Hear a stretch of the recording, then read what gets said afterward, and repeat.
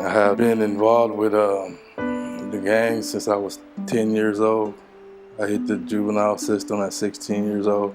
At 19, I hit the county jail. At 19 and a half, I hit prison all the way to 32. A few years ago, I got in a little bit of trouble. I went to prison for a few years. I got released. I was like super tired, broken. So I was living on the sidewalk pretty much in Santa Ana. Because I have a felony, I didn't think I could do any better than where I was. Not having my son there was the lowest point of my life. I've been homeless 16 years, was not really having a stable place. Been in and out of hospitals.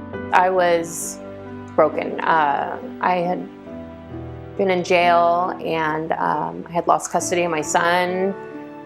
I didn't really have anywhere to go, but I knew some things needed to change in my life.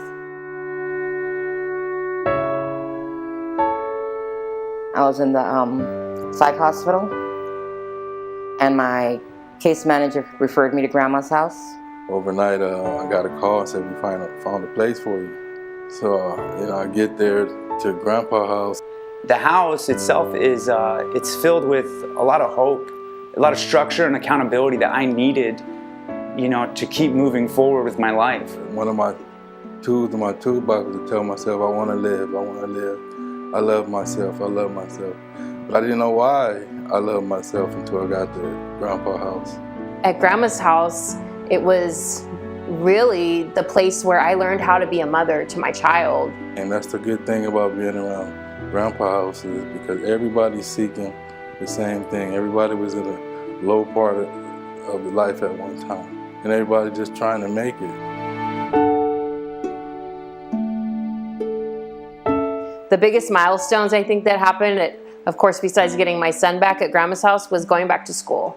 I'm putting myself through school. I went to school for the first time as a college student here at Grandpa's house. I started at the community college level and eventually was able to transfer to Cal State University of Fullerton. And last spring, I graduated with honors.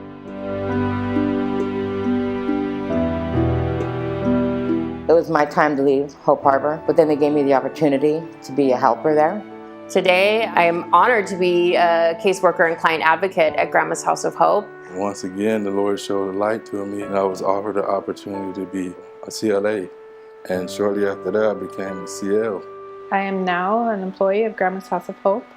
I'm working in the Bridge program as a service coordinator, and I'm loving every single minute of it.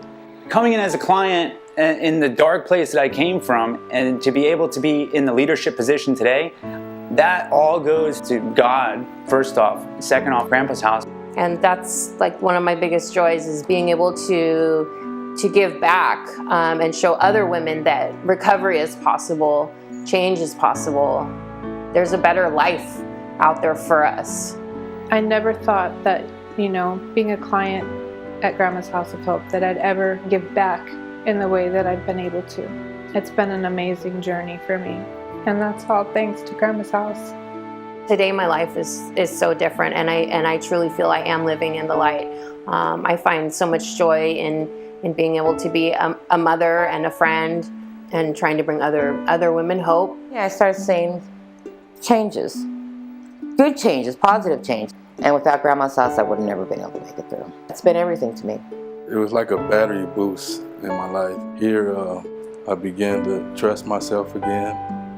I began to realize that I had a bigger gift to give to others. My testimony, my story. Coming from the dark and then seeing the light and waking up every morning and just feeling so blessed. I'm definitely thankful and grateful for Grandpa's house. It was the place where I started my new life over, and I am so grateful for that. Grandma's house proved me wrong. Grandpa's House of Hope, thanks for helping me walk in the light.